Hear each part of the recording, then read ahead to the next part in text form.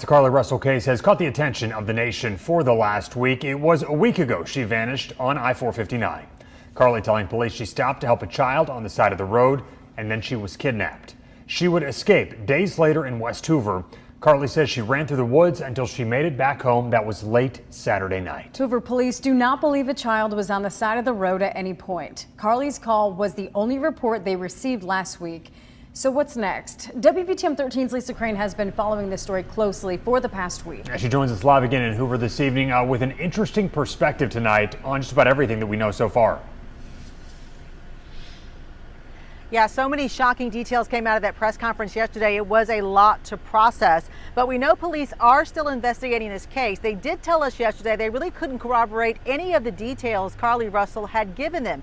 We spoke to a Birmingham attorney today to get his take on it.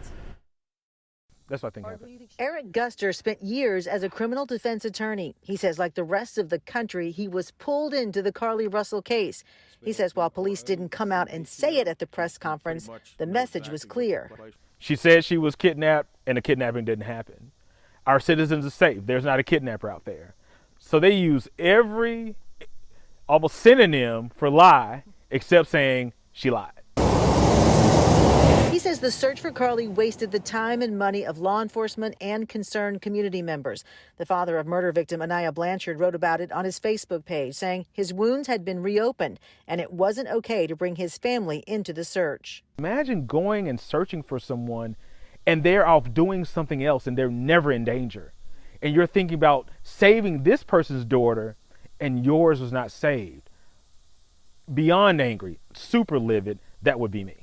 Guster says he worries this case could affect future missing persons cases. It's going to be much more difficult for African-American women to be believed, and it may actually decrease the number of actual reports of things because people are already afraid that they won't be believed. He says right now Carlee needs an attorney to advise her on how to respond to police. If I was Carlee's attorney, I would speak for her. I would not allow her to speak to the police because anything she says can and will be used against her. I would speak for her. I would go to the mayor. I would go to the police chief and figure out if there's something we could do. That's what I would do. Now, Guster says the police chief outlined 3 crimes that they believe Carlee has committed. That's theft, lying to authorities, and filing a false police report. He says he is shocked that Carlee has not been arrested on those charges.